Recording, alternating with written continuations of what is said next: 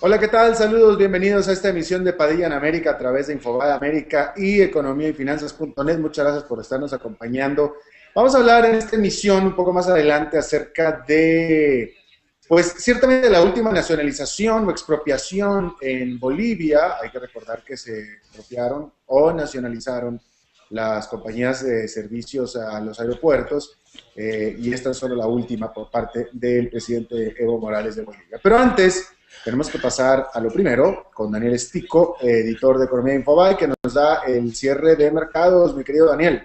Sí, Alberto, buenas tardes. Bueno, tras el feriado de ayer en los Estados Unidos por el Día de los Presidentes, Wall Street terminó con un tono claramente positivo, el Dow Jones alcanzando un nuevo récord de 14.035 puntos, con una suba del 0,39%, acompañó la suba el Nasdaq con una suba del 0,68% y el Standard & Poor's con suba de 0,73%. Los tres indicadores están moviendo con alza entre 6 y 7% en estos 50 días de 2013 y más del 8 al 12% en lo que va de los últimos 12 meses. O sea que estos 50 días explican la gran performance que ha tenido la bolsa en los Estados Unidos.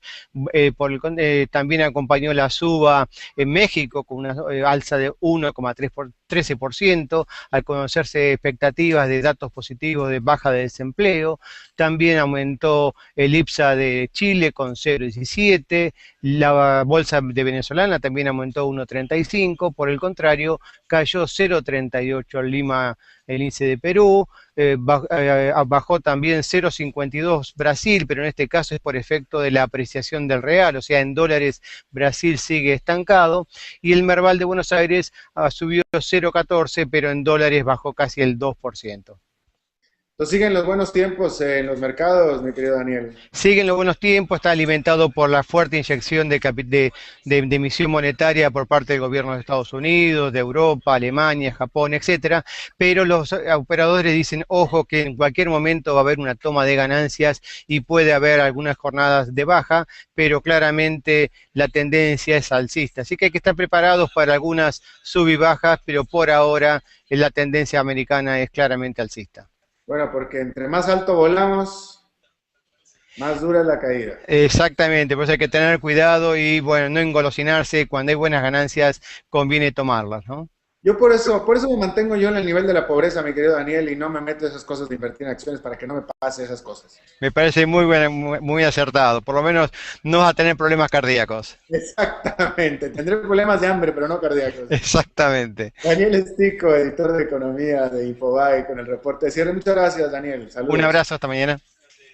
Bueno, pues Evo Morales, el presidente de Bolivia, lo hizo de nuevo y ahora nacionalizó las empresas operadoras de aeropuertos, una medida que para muchos es sorpresiva, pero también hay que recordar que viene de, pues lo que es toda una tendencia, por no hablar de política, que todo, es toda una tendencia, por no hablar que es toda una política de nacionalizaciones y expropiaciones por parte de Evo Morales. Y hay veces que Bolivia, por su tamaño relativo, pues se pierde el radar, pero hay que recordar que junto con Argentina, junto con Venezuela, pues es un país activamente con una política de nacionalización de lo que ellos le llaman áreas estratégicas de la economía. Bueno, vamos a hablar de esto. Déjeme aclarar que nuestro invitado de hoy es alguien que cuenta con todo mi respeto, por supuesto, pero por el perfil que tiene, obviamente va a contar ya con la descalificación del gobierno de Bolivia por default. Así es que ya habiendo dicho eso, entonces déjeme le presento a mi buen amigo Carlos Sánchez Berzain. Él actualmente es director de la Inter-American for Democracy Institute, pero fue también ministro de presidencias anteriores de Bolivia. Carlos, me da mucho gusto saludarte. Encantado, un saludo Alberto, a ti y a toda tu audiencia. Bueno, a ver, el presidente, ponnos estos en contexto. El presidente Evo Morales nacionalizó las empresas operadoras de aeropuertos, aduciendo que éstas incumplieron con su contrato de operación porque no hicieron las inversiones prometidas o acordadas en los contratos. ¿Es así? Bueno, el tema de las nacionalizaciones del gobierno de Evo Morales hay que ver en el contexto de la posición política que ese gobierno representa y el grupo de naciones al que está afiliado. Ese es el socialismo del siglo XXI, Cuba, Venezuela, antiimperialismo, anticolonialismo, antieconomía de libre mercado, están contra el derecho de propiedad, y en ese marco Evo Morales ha venido desarrollando un conjunto de nacionalizaciones como lo ha hecho Venezuela, como lo ha hecho el Ecuador, como lo ha hecho Nicaragua. Evo Morales ha nacionalizado empresas no solamente españolas, sino de diversa procedencia en materia de producción y transporte de petróleo. El 1 de mayo pasado produjo una nacionalización contra capitales españoles.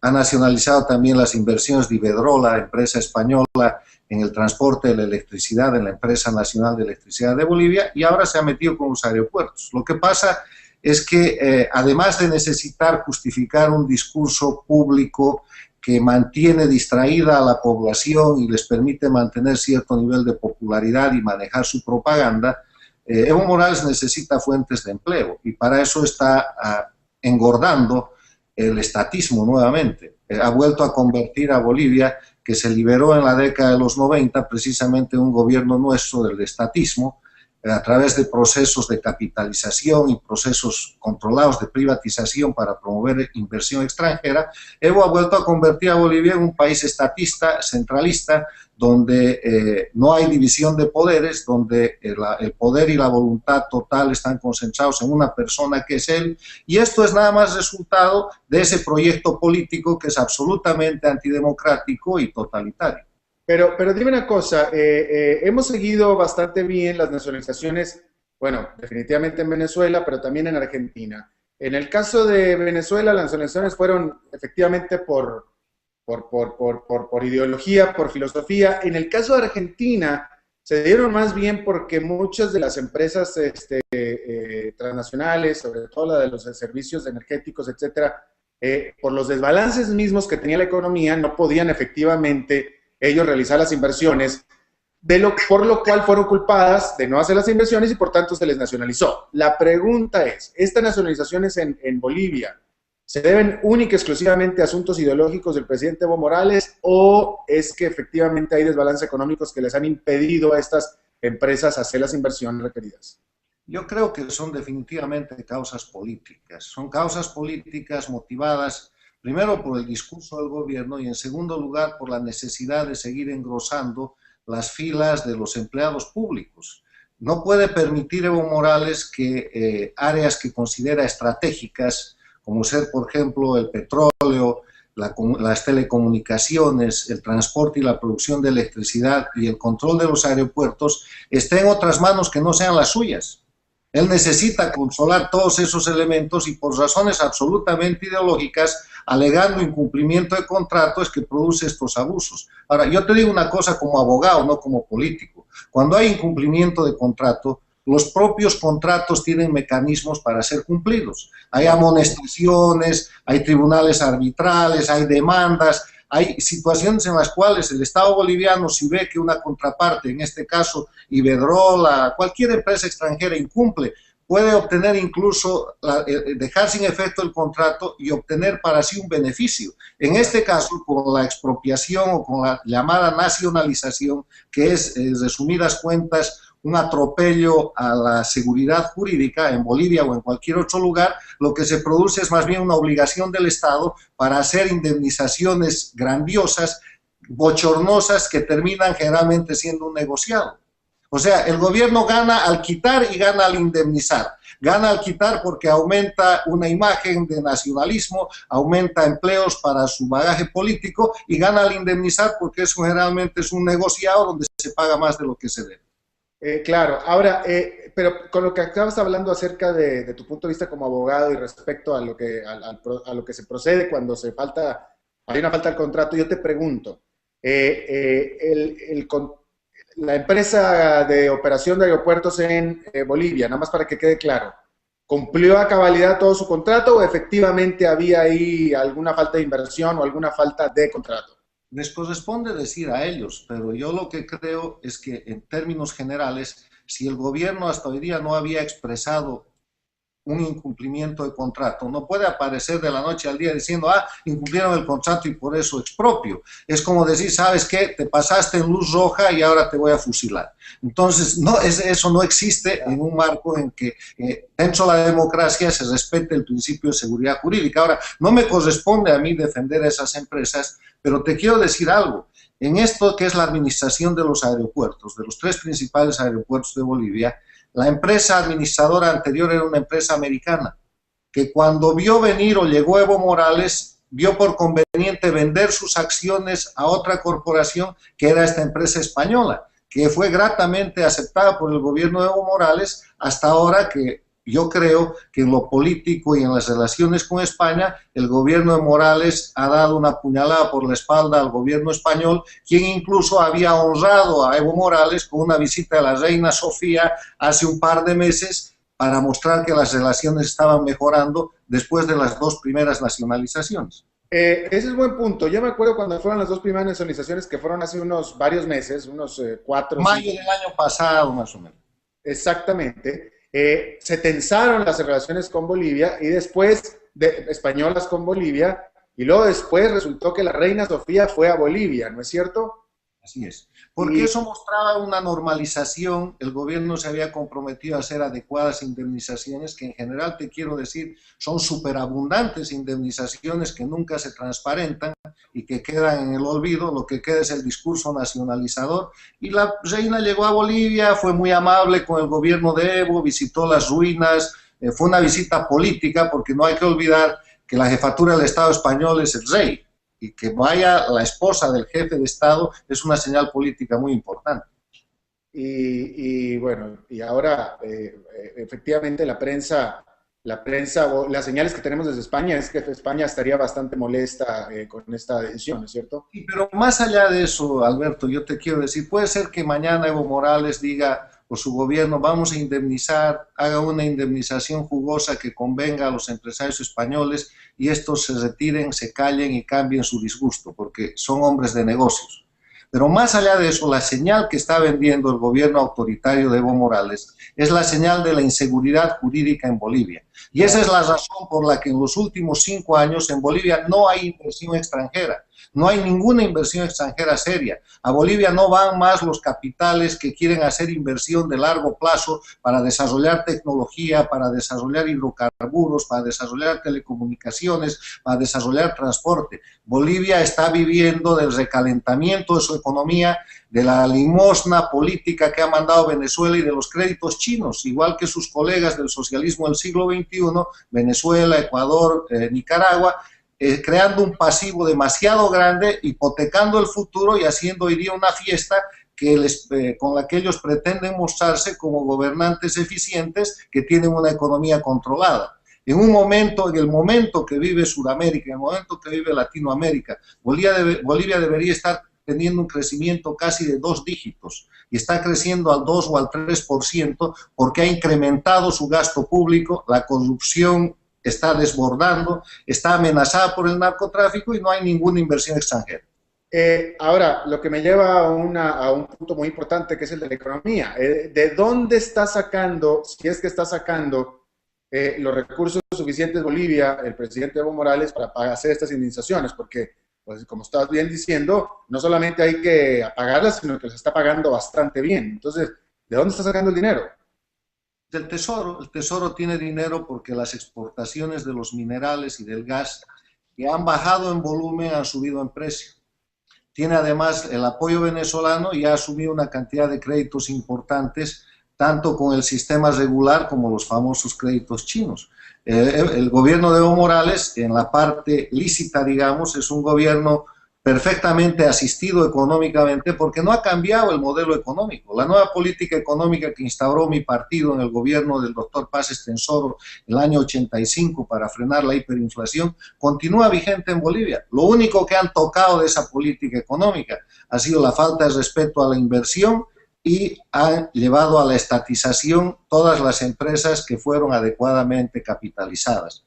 Y en esa dinámica, él sigue teniendo ingresos que además están soportados políticamente, pero esos ingresos se van a terminar porque está aumentando los subsidios, está aumentando el déficit está incrementando el gasto público. Los empleados públicos de Bolivia hoy son más del doble de lo que eran cuando Evo Morales se hizo cargo del gobierno y está realizando un gasto extraordinario que es un gasto político no justificado. Y como él controla el Poder Ejecutivo, el Legislativo, el Judicial, las Cortes Electorales y la Contraloría de la República, no les rinde cuenta a nadie y presenta unos balances que son obviamente maravillosos.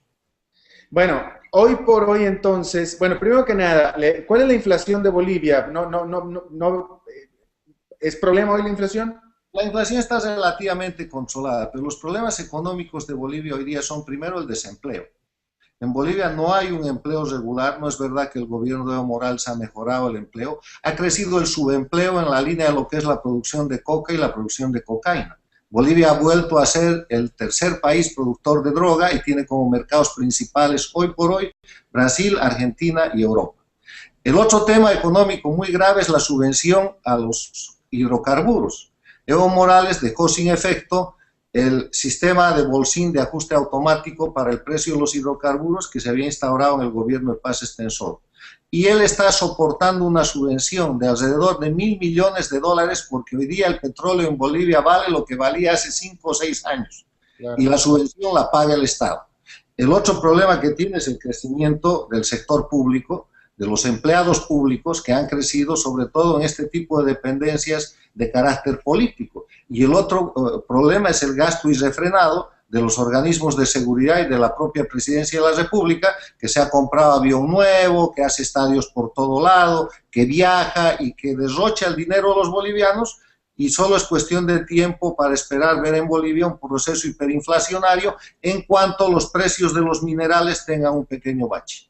Bueno, ese es buen punto, porque el modelo del socialismo del siglo XXI, como lo hemos visto, que no es otro que el modelo populista de los 60s y los 70s en América Latina, y no estoy siendo ideológico, es que son las mismas medidas. Yo pido a los que nos vean que vayan a ver la historia económica de nuestra América Latina toda, antes de los años 80, y es exactamente los mismos tipos de decisiones que se están tomando ahora en el socialismo del siglo XXI. Pero bueno, habiendo dicho esto, y de acuerdo con lo que tú dices, Carlos, el modelo socialismo del siglo XXI funciona muy bien mientras tenga ingresos, mientras haya una fuente de financiamiento, que en este caso son la minería y los hidrocarburos en Bolivia. El problema viene cuando los gobiernos empiezan a gastar más de lo que ingresan, que es lo que le está pasando a Argentina y a Venezuela. Ahí es donde viene el problema, y pareciera que indudablemente hacia allá es hacia donde va justamente el socialismo del siglo XXI siempre. Mira, el mejor ejemplo que te puedo mostrar para ese modelo es Cuba, que está en crisis económica desde hace años. Venezuela acaba de entrar en una crisis que no va a terminar sino en una gran confrontación y una crisis total, porque acaban de devaluar el bolívar y esto va a seguir para adelante. Se mataron la gallina de los huevos de oro, que es PDVSA. Venezuela está súper endeudada. Chávez se desmandó en gastos políticos, no solamente en América Latina, sino en el mundo, y Venezuela hoy día es un país con crisis económica. La Argentina va por el mismo camino, está ya en un proceso de crisis o precrisis con una clase media que está reaccionando contra el gobierno. Bolivia está un poquito más atrás y más demorada que Bolivia está el Ecuador, que está protegido porque está dolarizado. Entonces, un país, el socialismo del siglo XXI dolarizado, es un país que tiene algún tipo de blindaje para estos procesos hiperinflacionarios, pero todos los demás países van en ese camino, y lo que el socialismo del siglo XXI va a terminar dejando es crisis económica, crisis política y un proceso de confrontación a nivel nacional. Claro, bueno, hay que destacar también que otro líder del socialismo del siglo XXI que ha sido bastante pragmático, sorpresivamente, y también por debajo del radar, es Daniel Ortega. Él no ha hecho muchas nacionalizaciones tampoco. Daniel Ortega es un líder curioso del socialismo del siglo XXI, tal vez por su gran experiencia política. Él es un hombre que primero no persigue a la oposición, tranza con ella. Ha sacado a Alemán de la cárcel, se ha agarrado los votos de él, eso le ha servido para gobernar, después para ser reelecto. Tolera una oposición, pero no hay, yo te puedo decir que no hay la persecución política que hay en Bolivia, en el Ecuador, en Venezuela. La segunda cosa, convive muy bien con las empresas extranjeras, con inversión extranjera. No nacionaliza a nadie, hace arreglos. La tercera, disfruta de la buena vida, tiene un coche de casi $200.000, un Mercedes-Benz último modelo, en el que se luce abiertamente y no necesita violar marcadamente la Constitución para prorrogar, se está preparando a su esposa para ser la próxima candidata, o sea, digamos, es un socialismo del siglo XXI light, acomodado a lo que el sistema democrático interamericano puede tolerar. Yo he buscado aquí en Estados Unidos exiliados de Nicaragua y existen los exiliados de la época de la guerrilla. De hoy día la gente va y viene, tiene un nivel de tolerancia, en cambio el exilio boliviano sigue creciendo, el exilio ecuatoriano está en aumento, el autoexilio argentino es una barbaridad, y no te voy a decir, la ciudad del Doral en Miami ya tiene alcalde venezolano, porque los venezolanos son mayoría en esa y en otras ciudades. Claro, y quedándonos nada más para agotar el tema de Nicaragua, también como lo anotan los que conocen bien el país y los que conocen bien a Daniel Ortega, que mucho ayuda el hecho de que en el tiempo que Daniel Ortega estuvo no en la presidencia, se convirtió en empresario. Entonces el señor sabe lo que es ser empresario y no en balde ratificó el Tratado de Libre Comercio, nadie menos que con Estados Unidos. Sí, entonces es el único país del socialismo del siglo XXI que tiene tratado de libre comercio con Estados Unidos. Yo te diría que Nicaragua en este gobierno recibe todos los beneficios del socialismo del siglo XXI porque hay cantidad de empresas bolivarianas del café, de la leche, de la ganadería, empresas pintadas de rojo con inversión chavista, con inversión venezolana, que es una manera de generar una movilidad económica, pero en el otro lado está de muy buena mano con los inversionistas extranjeros a quienes no ha tocado y a quienes más bien les ha mostrado que en Nicaragua hay un marco de seguridad jurídica, que es lo que finalmente se quiere.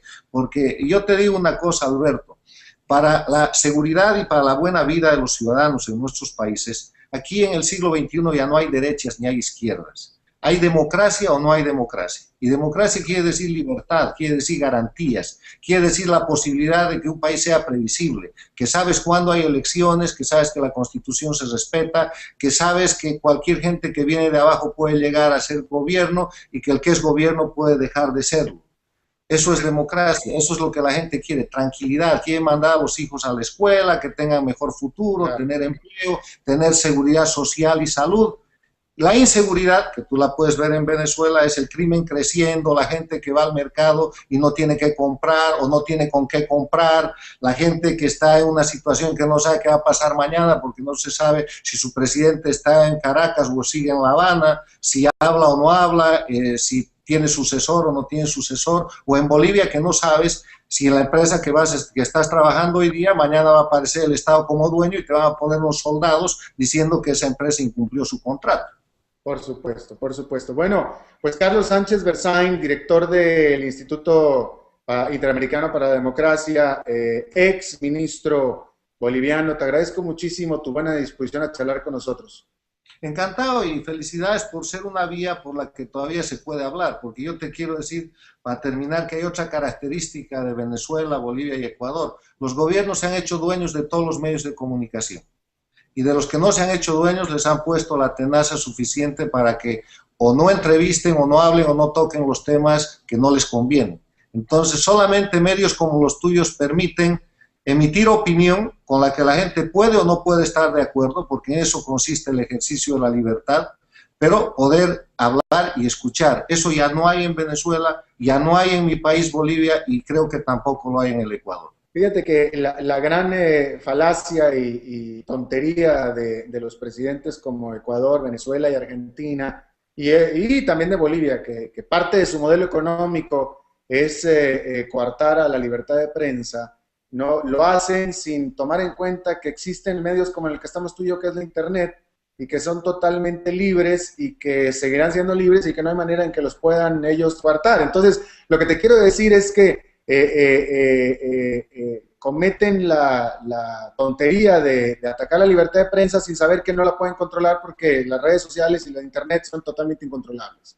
Pero bueno. Gracias a Dios que la tecnología está terminando con los tiranos. Te digo una frase para Cuba. Cuba sigue siendo una isla, pero ya no es una cárcel. Gracias al internet, gracias al Twitter, gracias a este tipo de medios de comunicación alternativos, que han roto las barreras de lo que antes era una cárcel cerrada. Venezuela, Bolivia, Ecuador han tratado, la propia Argentina, de construir esa cárcel, pero no pueden, porque ellos saben que en la medida en que exista una opinión pública informada y con alternativas, no van a poder consolidar su poder autoritario y eso es lo que les está pasando. Claro. Carlos Sánchez Berzay, muchísimas gracias por tu tiempo y tus palabras. Encantado, Alberto, y felicidades. Gracias. Bueno, es todo lo que tenemos por esta emisión de Padilla en América a través de infobadeamerica.com y de economiafinanzas.net. Muchas gracias. Nos vemos en la próxima y que la pasen muy bien.